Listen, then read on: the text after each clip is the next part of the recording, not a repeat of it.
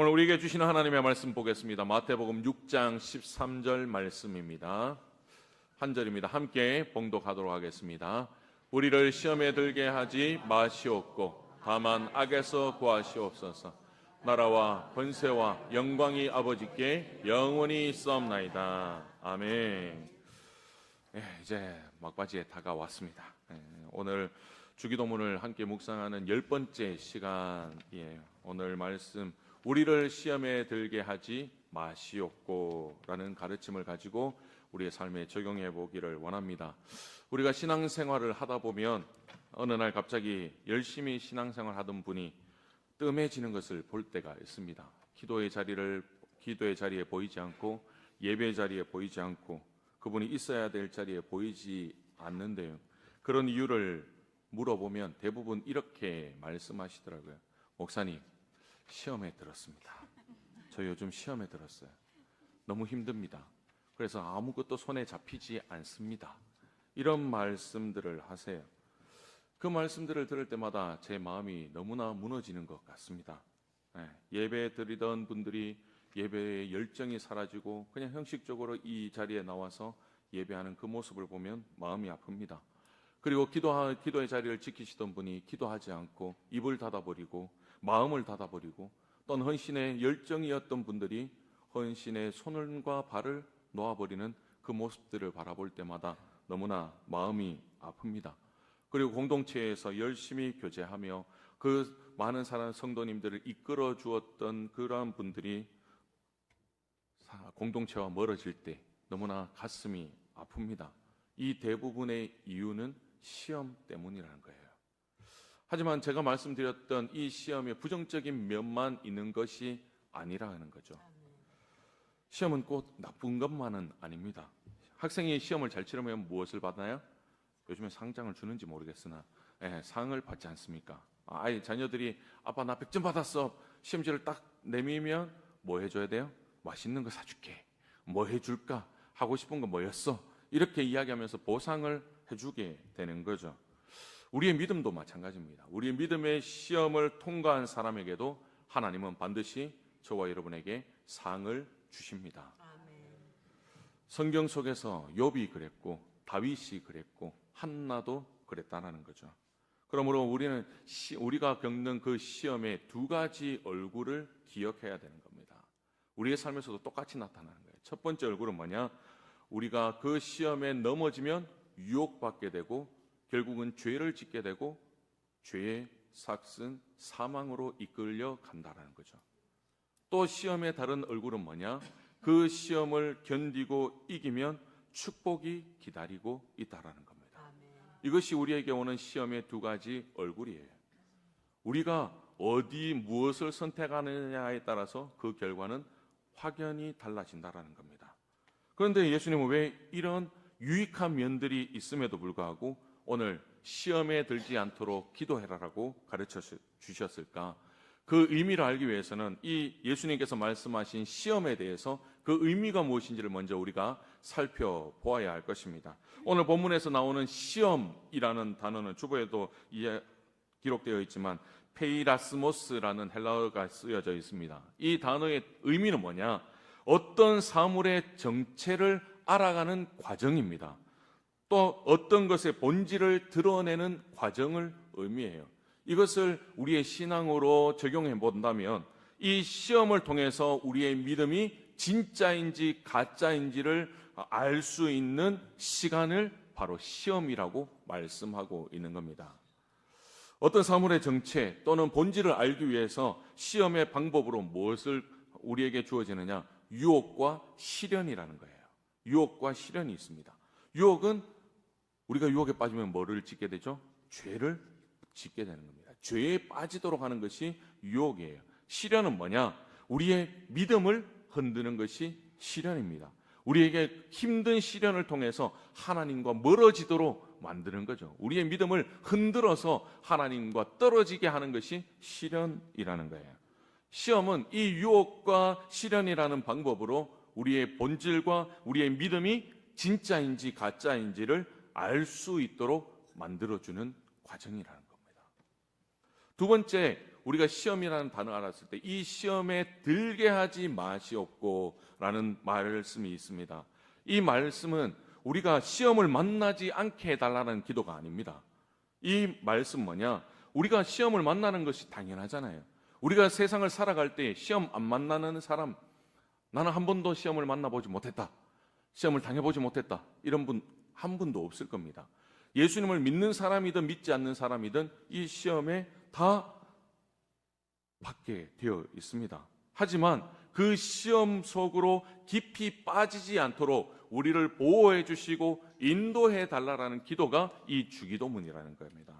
그래서 예수님께서 마태복음 16장 24절 하반절에 누구든지 나를 따라오려거든 자기를 부인하고 자기 십자가를 지고 나를 따를 것이니라 말씀하십니다. 우리가 예수님을 믿는 그 순간 우리는 십자가를 지는 인생이에요. 십자가의 길은 좁은 길이에요. 형통한 길이긴 하지만 우리가 세상의 눈으로 바라보는 그런 탄탄대로의 길이 아니라는 겁니다.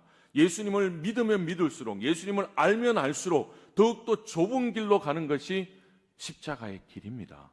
그것이 예수님을 믿는 길이에요. 그렇기 때문에 예수님을 믿는 사람들에게 더 많은 시험과 시련이 닥쳐온다라는 겁니다. 그 시험을 피할 수가 없는 거예요. 또한 베드로전서 4장 12절에 사랑하는 자들아 너희를 연단하려고 오는 불을 이상한 일 당하는 것 같이 이상히 여기지 말아라. 우리는 어떻게 생각합니까? 예수님을 믿으면 모든 것이 만사형통할 것이라고 생각을 합니다. 맞는 말이에요. 틀린 말이 아닙니다. 그런데 한 가지가 빠져 있어요. 예수님을 잘 믿는 것과 그리고 만사형통하는 삶 사이에 무엇이 있다라는 거예요? 시험이라는 것이 있다라는 겁니다. 우리는 시험을 빼고 싶어 하잖아요. 예수 믿으면 탄탄대로가 열려서 내가 하는 것마다 복을 받고 내 자녀가 복을 받고 내가 기도하는 것마다 다 응답받기를 원하는 것이 우리의 솔직한 심정입니다. 하지만 그것이 아니라는 거예요. 말씀은 그것이 아니라고 말씀합니다.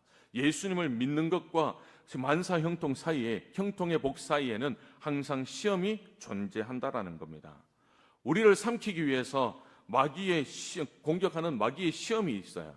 그리고 그뿐만 아니라 우리에게 가장 좋은 것을 주시기 위한 하나님의 연단과 그 시험을 통과해야지만 우리에게 형통이 주어진다는 거죠.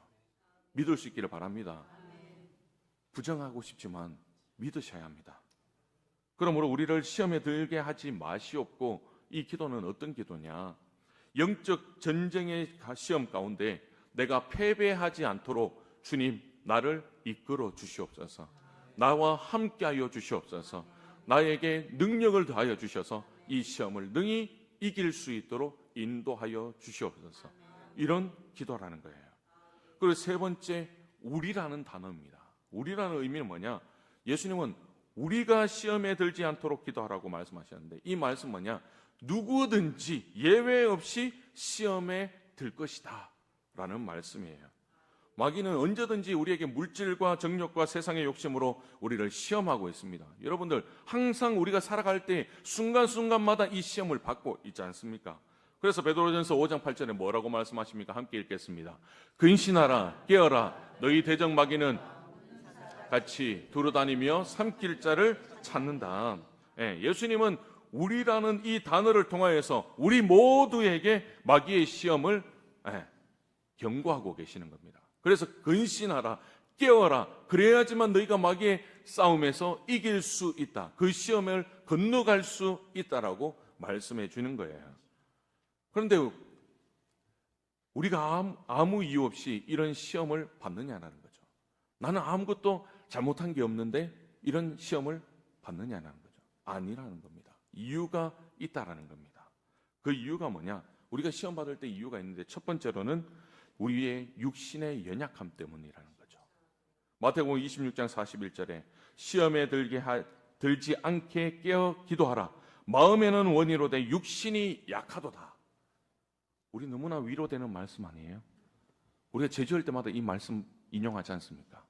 죄에 넘어지고 나면 육신이 약해서, 말씀은 다 알지만 육신이 약해서 어쩔 수가 없습니다, 주님. 이러면서 하나님 앞에 나가는 연약한 모습이 우리의 모습 아닙니까? 핑계 대는 것이 이 말씀 아니에요. 육신이 약하기 때문에 죄를 지을 수밖에 없습니다, 주님. 이렇게 하는 것이 우리의 모습이잖아요. 마음으로는 원하고 머리로는 잘 알고 있는데 몸이 따라주지 않는다라는 거예요. 우리의 말씀을 듣고 결심은 하지만 그 결심이 오래가지 못하는 겁니다. 그 틈을 누가 비집고 들어와요? 마귀가 비집고 들어온다는 겁니다. 마귀가 그 틈을 타고 들어와서 우리에게 시험을 주는 겁니다. 우리는 성경 말씀도 너무나 잘 알아요. 20년, 30년, 아니 평생을 교회 생활을 했는데 듣는 것만으로도 득도하신 분들이잖아요. 말씀을 알고 어떻게 해야 되는지, 어떻게 하면 하나님께서 기뻐하시는지 너무나 잘 아는데 육신이 약해요. 막 육신이 따라오지 않아서 이렇게 해야 되는데 하면서 그럼에도 불구하고 하나님과 하나님의 말씀을 멀리하는 죄를 짓게 되더라는 거죠. 우리의 육신의 연약함, 우리의 의지의 연약함 때문이라는 겁니다. 두 번째 시험에 드는 이유가 뭐냐? 내 욕심 때문이라는 겁니다. 우리의 욕심 때문이에요. 야고보서 1장 14절에 뭐라고 말씀합니까? 오직 각 사람이 시험을 받는 것은 자기 욕심에 끌려 미혹되기 때문이라는 겁니다. 여러분 이거 인정하셔야 됩니다. 하나님이 그저 우리에게 시험을 주시는 게 아니에요. 우리에게 욕심을 버리라고 말씀하시기 위해서 우리를 연단하시는 겁니다. 이 정도는 괜찮겠지. 세상 사람들은 이것보다 더 하는데 그래도 예수 믿는 사람이기 때문에 나 이 정도만 해도 예수님 칭찬해 주시겠지. 이렇게 타협하는 거예요. 이것에서부터 시험이 시작된다라는 겁니다. 이러한 욕심에 대해서 성경은 뭐라고 말씀하느냐? 요한일서 2장 16절에 중반절 쉬운 성경으로 우리 육신을 즐겁게 해주는 것, 우리 눈을 즐겁게 해주는 것, 우리들의 삶에 대해 자랑하는 것, 이것이 다 욕심이라고 성경은 말씀하고 있습니다. 내가 가진 것에 대해서 자랑하고 싶은 마음을 이기지 못해서 시험을 받는 거예요. 내 육신과 우리 눈을 즐겁게 해주는 그 유혹 때문에 시험을 받게 되는 겁니다. 남들에게 내가 누리고 있는 이것을 자랑했는데 어때요? 옆 사람이 더 큰 자랑을 합니다. 그럼 또 우리는 시험 들어요. 그죠? 나는 이것밖에 왜 안 주냐? 나는 이거 가지고 막 자신 있게 자랑을 했는데 옆 사람은 나보다 더 큰 거를 받으니까 욕심이 나는 거예요. 이 욕심 때문에 또 우리의 마음속에 시험이 들어오는 겁니다.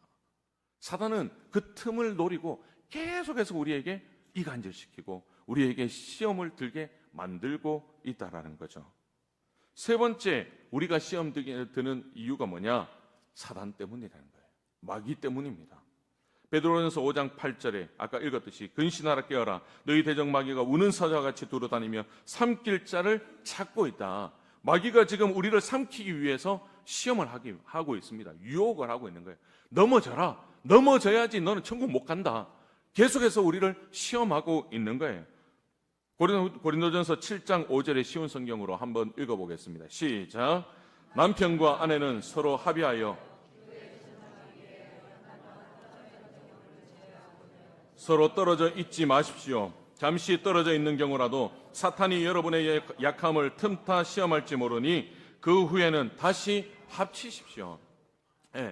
부부 관계도 그런데 하나님과 우리의 관계 어떻습니까? 조금이라도 하나님을 멀리하면 사탄이 틈타서 시험한다라고 기록되어 있습니다.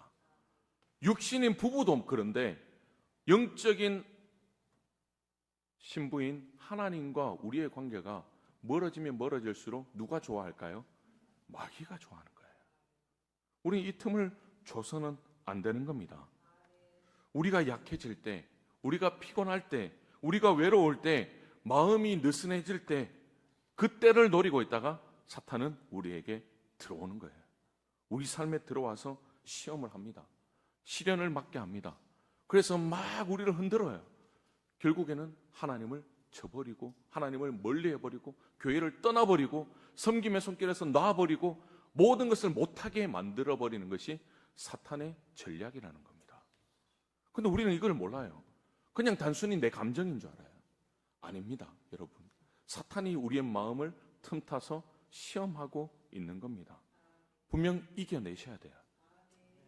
그런데 이후에 어쨌든 간에 이러한 시험을 받게 되면 일어나는 결과들은 다 비슷하다는 거예요. 시험은 조용히 다가왔다가 우리의 마음을 강하게 흔들어서 우리를 하나님으로부터 멀어지게 만드는 거죠. 첫 번째, 어떤 일이 생길까요? 시험에 들면 어떤 일이 생기냐? 하나님의 말씀에 대한 의심이 생기게 되는 겁니다.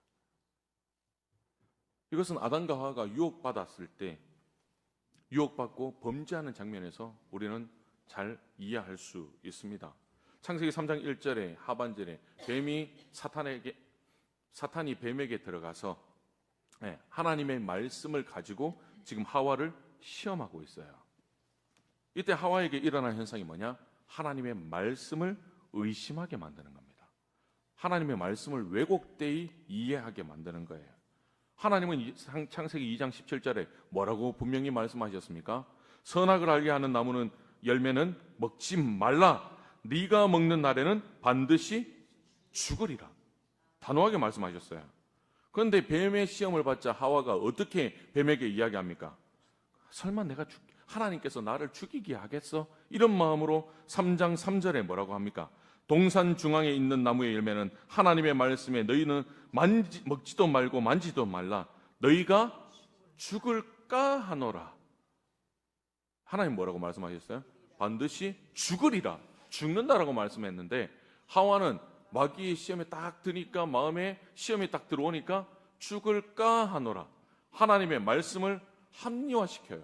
하나님의 말씀을 왜곡시키고 있습니다. 이처럼 우리가 시험에 들면 가장 먼저 일어나는 현상이 뭐냐? 하나님의 말씀에 대한 의심병이 생기는 겁니다. 평소에는 하나님의 말씀에 그렇게 많이 위로받았어요. 하나님의 말씀을 의지해서 살았더니 하나님의 말씀의 능력이 내 삶 가운데 나타나는 것을 수없이 경험했어요. 그런데 내 삶에 시험이 드는 순간 하나님의 말씀은 온데간데 없고 말씀을 볼 때마다 이게 이루어질까? 정말 이 말씀대로 이루어질까? 정말 말씀대로 될까?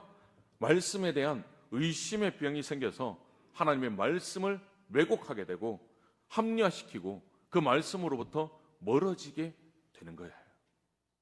이것이 시험의 결과입니다. 두 번째, 이 말씀을 왜곡하다 보니 의심병이 생기다 보니 어떤 결과가 나옵니까? 믿음이 약해지더라는 거예요. 말씀이 명확하지 않으니까, 말씀이 믿어지지 않으니까 믿음이 약해지고 맙니다. 창세기 3장 6절을 함께 읽어보겠습니다. 시작. 여자가 그 나무를 본즉 먹음직도 하고 보암직도 하고 지혜롭게 할 만큼 탐스럽기도 한 나무인지라. 여자가 그 열매를 따먹고 자기와 함께 있는 남편에게도 주매 그도 먹은지라. 하나님의 말씀을 의심하지 않았을 때는 어떻습니까? 선악과 근처에도 가지도 않았어요. 선악과를 보지도 않았어요. 그리고 심지어 이 선악과를 먹는다는 상상조차도 하지 않았습니다. 그런데 지금 하나님의 말씀에 대한 의심이 생기니까 선악과를 보는 그 눈이 바뀌는 거예요. 눈빛이 달라지는 겁니다. 어떻게 달라집니까? 먹음직도 하고 보암직도 해 보이고 지혜롭게 할 만큼 탐스럽게 보이는 겁니다. 이게 시험이 들어왔었을 때 우리의 모습이에요. 이처럼 하나님의 말씀을 굳게 믿을 때는 우리의 믿음이 강해요. 하나님의 말씀이 우리를 지배하고 있기 때문에 어떠한 세상 가운데 유혹 가운데에서도 단호하게 끊을 수 있는 결단력이 생기는 겁니다. 세상을 향한 정욕이 절제되고 억제될 수 있었는데 하나님의 말씀을 의심하고 나니까 어떻게 됩니까? 믿음이 약해지면서 세상을 향한 그 정욕들이 더 크게 보이는 거예요. 하나님보다 세상의 것이 더 크게 보이기 시작합니다. 마치 세상의 것을 하지 않으면 나는 작아지는 것 같아요. 도태되는 것 같아요. 근데 그 크신 하나님을 믿었을 때는 세상이 자그마해 보이고 세상의 모든 것이 내 것처럼 보였는데, 하나님이 나에게 주신 것처럼 보였는데, 이제는 하나님은 작아지고 세상의 것이 크게 보여지는 결과를 낳게 되는 거죠. 여러분 기억할 수 있기를 바랍니다. 말씀이 흔들리면 세상이 더 커 보인다는 사실입니다. 여러분들의 눈에 세상이 더 커 보입니까? 하나님이 더 커 보이십니까? 그것이 여러분들의 믿음의 현 주소입니다. 여러분 믿음이 흔들리면 세상이 더 크게 보입니다. 하나님은 작게 보여요. 세 번째로 세상을 향한 정욕이 강해지면서 나타나는 현상은 뭐냐? 관계가 끊어지고 관계가 깨어지는 겁니다. 창세기 3장 8절 하반절에 여호와 하나님의 소리를 듣고 아담과 그의 아내가 여호와 하나님의 낯을 피하여 동산나무 사이에 숨은지라. 이전까지 하나님과 친밀하게 지냈던, 하나님의 영광 가운데 지냈던 이 아담과 하와가 믿음이 약해지고 정욕이 강해져서 하나님의 음성을 들으니까 어떻게 돼요? 숨어버리는 거예요. 하나님의 소리를 듣고는 부끄러워서 숨어버리는 겁니다.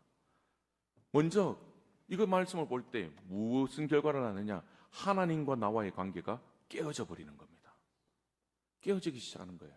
또 하나님께서 아담을 책망하실 때 아담이 12절에서 뭐라고 변명합니까? 아담이 이르되 하나님이 주셔서 나와 함께 있게 하신 여자 그가 그 나무 열매를 내게 주므로 내가 먹었나이다.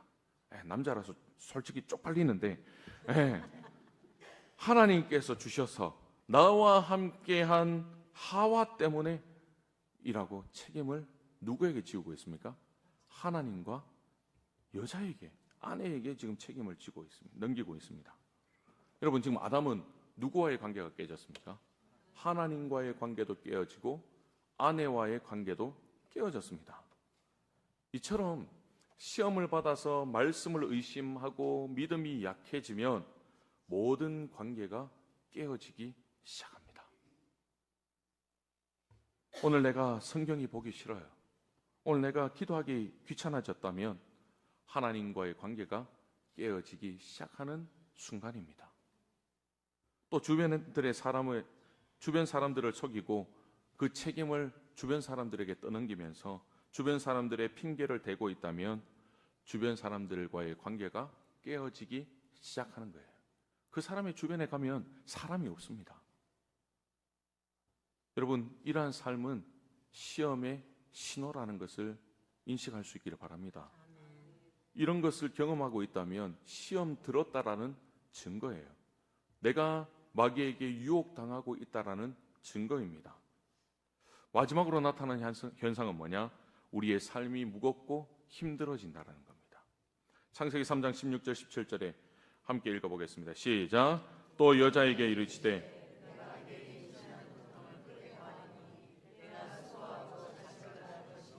너는 남편을 원하고 남편은 너를 다스릴 것이니라 하시고 아담에게 이르시되 네가 네 아내의 말을 듣고 내가 네게 먹지 말라 한 나무 열매를 먹었은즉 땅은 너로 말미암아 저주를 받고 너는 내 평생에 수고하여야 그 소산을 먹으리라.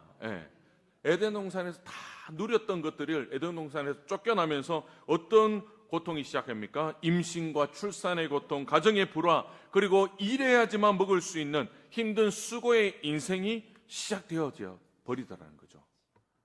지금 여러분, 아담과 하와는 시험이 들어서 인생이 힘들어졌어요. 우리도 그런 인생을 물려받았습니다. 하지만 저와 여러분은 예수 그리스도로 말미암아 그 힘든 세상 가운데에서 하나님만으로 만족하고 하나님이 베푸시는 그 은혜로 말미암아 기쁨으로 지금 살아가고 있는 줄 믿습니다. 그런데 만약 여러분 오늘 나의 삶이 행복하다고 느껴지지 않고 내 삶이 매사에 짜증이 나고 삶이 너무나 힘들게 느껴지고 내 순간순간이 고통스럽게 느껴지고 내 삶에서 기도가 막히고 예배가 무겁게 느껴진다면 그 이유는 단 한 가지입니다. 시험을 받고 있기 때문이라는 거죠.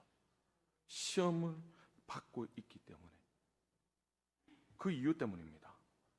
그렇다면 어떻게 이것을 이겨내어야 할까?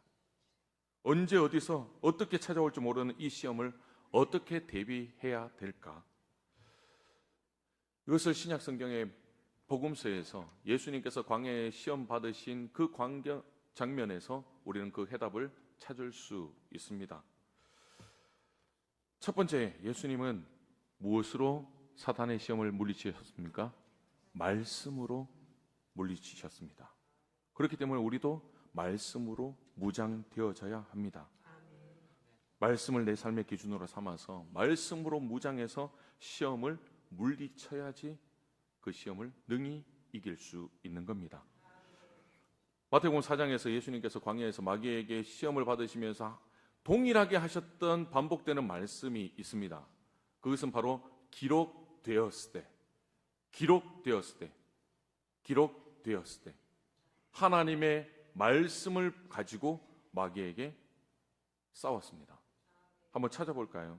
4절 말씀, 4장 4절에 기록되었을 때 사람이 떡으로만 살 것이 아니요 하나님의 입으로부터 나오는 모든 말씀으로 살 것이라. 7절에 기록되었을 때 주 너의 하나님을 시험하지 말라. 10절에 사탄아 물러가라. 기록되었을 때 주 너의 하나님께 경배하고 다만 그를 섬기라 하였느니라.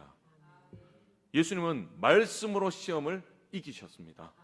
그러므로 우리도 성경 말씀으로, 하나님의 말씀으로 우리에게 다가오는 그 시험을 물리쳐야지 이길 수 있다는 겁니다. 여러분, 성경은 단순한 책이 아니에요. 단순한 활자가 아닙니다.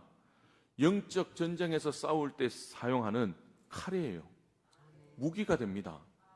여러분, 활자가 아니에요. 무기입니다. 방패예요.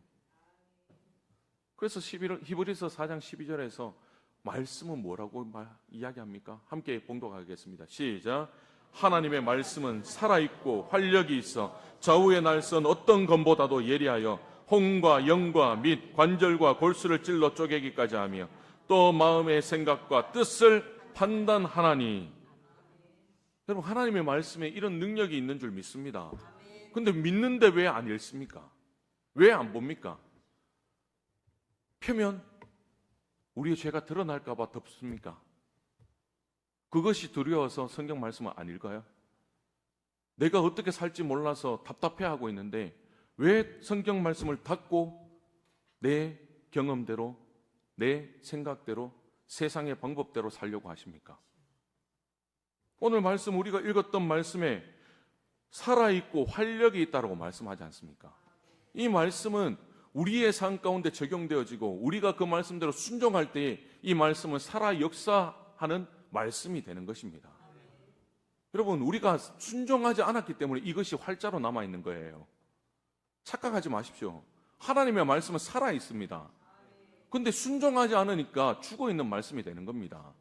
하나님은 살아계신다 하면서 그 하나님이 살아계신 하나님의 말씀에 순종하지 않는데 무슨 그 기도의 응답을 받기를 원하십니까? 하나님의 말씀을 펴고 읽을 수 있기를 축복합니다.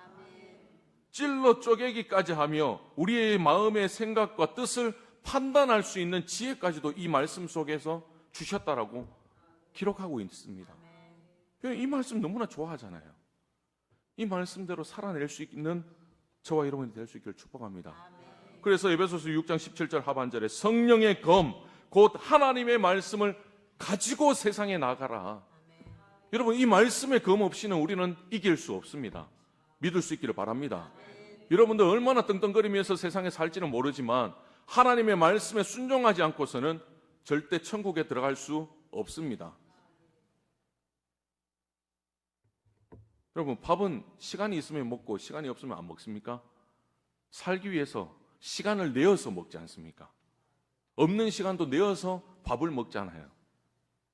우리의 영혼의 양식인 이 말씀, 시간이 없다고 못 읽는다는 변명하지 마십시오. 그 말은 내 영혼은 죽었습니다 하라는 뜻입니다. 여러분, 우리는 영을 가진 존재예요. 영을 가진 동물입니다. 영적인 동물이에요. 그런데 영적이라는 단어를 빼면 뭐만 남습니까? 동물이에요. 짐승 같은 삶을 살아가는 겁니다. 하나님의 말씀 없이 살아간다는 것은 짐승 같은 삶을 살아가는 거예요. 얼마나 초합니까? 우리가 동물을 바라보는 그 눈빛은 어떻습니까? 하찮게 여기잖아요. 우리가 하찮은 존재입니까? 아니잖아요. 하나님 우리를 사랑하시고 하나님 우리 구원해 주셨고 지금도 하나님의 뜻대로 살아가라고 말씀하고 계시는데 그 말씀을 귀 기울여 듣지 않고 그냥 덮어버리고 눈 감아버리고 내 마음에 안 들면 모든 거 다 놔버리고 교회 떠나버리고 여기만 하나님이 있냐 이러면서 내가 섬겼던 내가 몸담았던 하나님께서 나에게 주셨던 은혜 주셨던 이 자리를 떠나버리고 회피해버리는 것이 우리의 모습은 아닙니까? 여러분, 하나님 앞에 회개할 수 있기를 바랍니다. 저는 그런 모습들을 보면서 제가 먼저 하나님 앞에 회개하고 있어요. 하나님의 말씀이 능력이 있다고 말씀하지 않습니까? 여러분, 말씀 읽지 않으면, 보지 않으면 우리의 영혼은 죽습니다. 우리의 영혼을 위해서 시간을 내어서 말씀을 읽을 수 있기를 바랍니다. 성경을 통독함으로 우리의 눈을 훈련시킬 수 있기를 바랍니다. 성경을 암송함으로 우리의 입술을 훈련시켜야 됩니다. 그리고 말씀을 매일매일 묵상함으로 우리의 마음을 훈련시켜 나가야 되는 겁니다. 무엇이든 어떤 방법이든 좋습니다. 하루에 무조건 하나님의 말씀을 읽을 수 있기를 바랍니다. 여러분, 아무 효과가 없어 보이는 것 같죠? 내 삶에 아무것도 이루어지지 않는 것 같죠? 하지만 이것이 하루, 이틀, 사흘 쌓여 가다 보면 어느 순간 내 마음에 하나님의 말씀이 새겨져 있는 겁니다. 그리고 내 삶 가운데 하나님의 말씀이 그대로 실천되어지는 것을 보게 되는 거죠. 이것이 하나님의 뜻 아니겠습니까?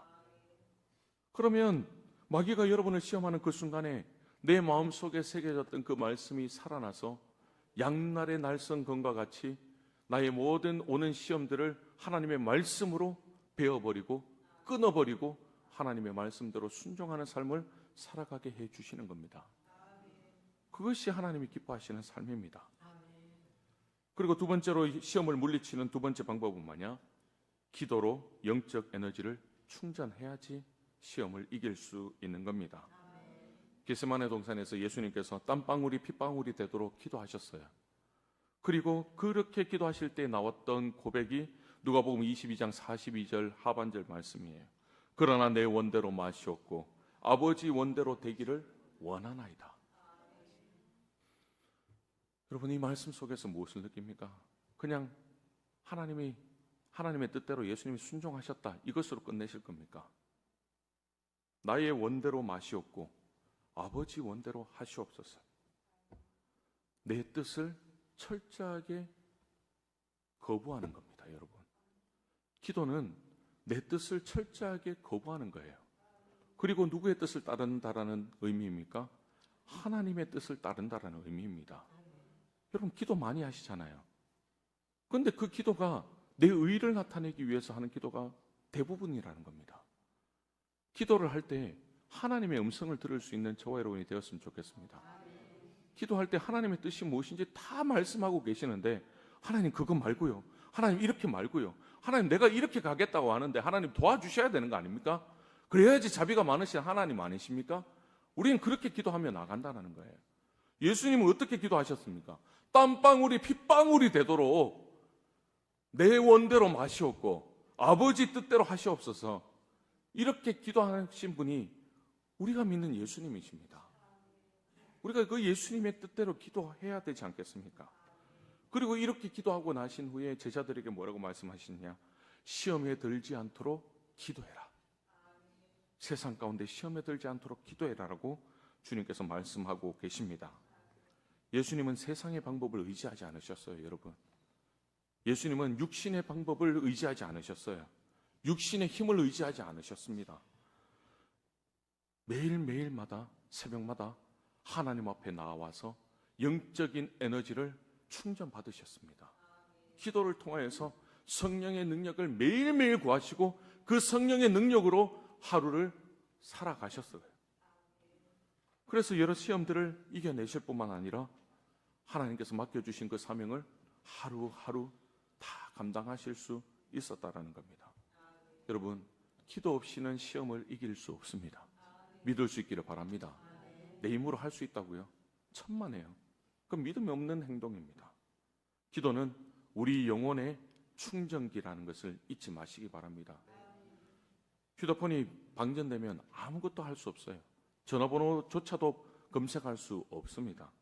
기도가 끊어지면 우리의 영혼이 방전됩니다. 영적인 작동이 멈춰버려요. 그러면 세상적으로 살아갈 수밖에 없는 것이 우리의 모습입니다. 그렇기 때문에 우리가 시험에 들지 않으려면 기도로 영적인 에너지를 충전해야 하는 겁니다. 시험에서 벗어나려고 할 때 기도로 영적인 에너지가 충전되어 있어야 우리가 시험을 이길 수 있습니다. 그러므로 여러분, 기도를 멈추지 마시기 바랍니다. 기도의 자리를 지킬 수 있기를 바랍니다. 새벽이든 낮이든 저녁이든 교회에서든 가정에서든 차에서든 골방에서든 어디서든 하나님을 찾을 수 있는 저와 여러분이 될 수 있기를 축복합니다. 여러분, 밥하는 것이 힘들다고 밥을 하지 않으면 굶어야 되잖아요. 굶으면 죽습니다. 나만 굶는 게 아니라 가족 모두가 굶어 죽어요. 귀찮고 힘들더라도 내가 살기 위해서, 우리 가족이 살기 위해서 밥을 해야지만 우리는 그 밥을 먹으며 살아갈 수 있는 것입니다. 마찬가지로 나와 나의 가족의 영혼을 위해서 우리는 쉬면 안 돼요. 기도의 자리에 나와서 하나님 앞에 부르짖어야 우리는 살아갈 수 있습니다. 깨어 기도하라. 이 예수님의 명령에 따라 깨어 있을 때 우리는 분명히 시험을 이길 수 있습니다. 마지막 세 번째는 바른 태도로 시험을 복의 통로로 바꾸어야 하는 거죠. 우리가 바른 태도를 가짐으로써 시험이 올 때에 시험이 죽음이 아니라, 시험이 죄가 아니라 축복의 통로로 바꿀 수 있어야 됩니다. 그 태도가 뭐냐? 시험을 당하는 사람들을 보면 두 가지 태도로 나타납니다. 첫 번째 태도는 시험을 품는 태도예요. 유혹이 왔었을 때 그 유혹을 덥석 품어버립니다. 야고보서 1장 14절 15절 함께 읽어보겠습니다. 시작. 오직 각 사람이 시험을 받는 것은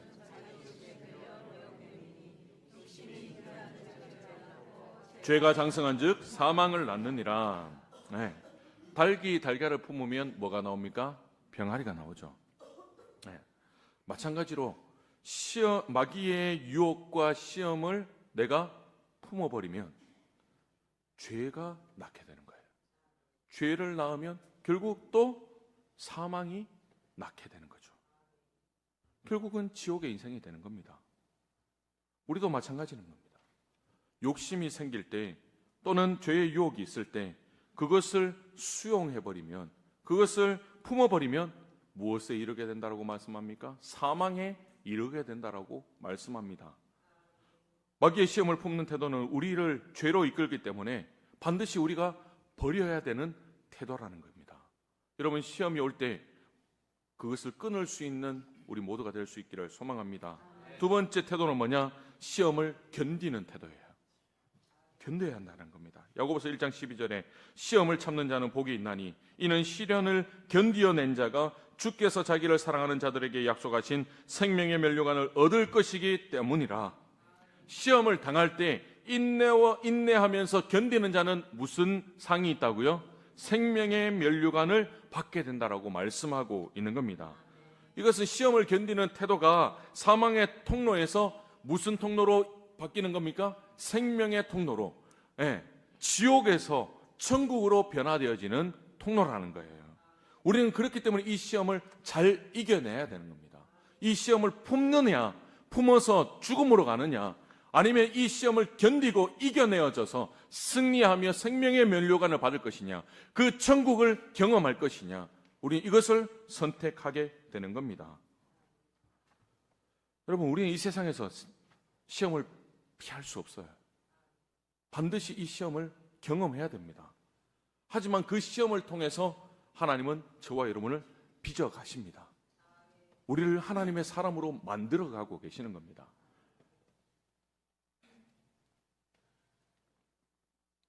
그래서 예수님께서 이 땅 가운데 먼저 모범을 보여주셨잖아요. 예수님께서 마귀의 시험을 견디셨고 그 시험이 오히려 예수님께서 하나님 되심을 증명할 수 있었던 계기가 마귀의 시험이었습니다. 여러분, 기억할 수 있기를 바랍니다. 시험을 품으면 사망이지만 시험을 견디면 축복이 옵니다. 생명이 옵니다. 시험을 축복의 통로로 반드시 바꿀 수 있는 저와 여러분이 될 수 있기를 축복합니다. 그것은 품는 것이 아니라 견디는 것입니다. 시험을 이겨내야 되는 겁니다. 말씀을 정리하겠습니다. 사랑하는 성도 여러분, 시험은 누구에게나 찾아옵니다. 초신자나 평생을 신앙생활했던 사람들에게도 다 옵니다. 믿음이 약한 자나 믿음이 좋은 사람에게도 다 시험은 찾아오게 되어 있습니다. 시작되는 한 주도 마귀가 어떤 시험을 우리에게 던질지 몰라요. 그러나 우리가 꼭 기억해야 될 것 한 가지 있습니다. 시험의 목적은 우리를 무너뜨리려고 하시는 것이 아니라 우리를 세우시려는 하나님의 섭리라는 사실을 확실하게 믿고 그 시험을 이길 수 있기를 축복합니다. 말씀으로 생각과 입과 마음을 채울 수 있는 한 주가 되기를 축복합니다. 기도로 우리의 영혼을 세우며 우리의 영혼을 충전하여서 모든 시험 가운데 기도로 모든 시험을 이겨낼 수 있는 우리가 되기를 소망합니다. 그리고 시험 가운데 온전히 인내하며 견딤으로 믿음을 담대하게 세울 수 있는 이번 한 주가 될 수 있기를 축복합니다. 여러분, 우리는 그리스도의 참된 군사로 세움을 받았습니다. 군사로 세워졌는데 무기가 없으면 어떡합니까? 말씀의 검, 기도의 검, 인내의 검이 없으면 우리는 세상 가운데 죽을 수밖에 없습니다. 세상 가운데 이길 수 없어요. 주기도문을 통해서 우리가 무엇을 해야 됩니까? 하나님의 나라와 하나님의 뜻과 하나님의 이름이 이 땅 가운데 이루어지도록 쓰임받는 인생이 바로 저와 여러분이기에 이 시험 앞에서도 승리해야지만 우리가 이 하나님의 나라와 뜻, 하나님의 이름을 증거하며 하나님의 나라를 세워나갈 수 있습니다. 여러분, 한 주 동안 여러분들이 겪는 시험 가운데 오직 말씀과 기도와 견딤으로 승리할 수 있는 우리 모두가 될 수 있기를 주님의 이름으로 축복합니다.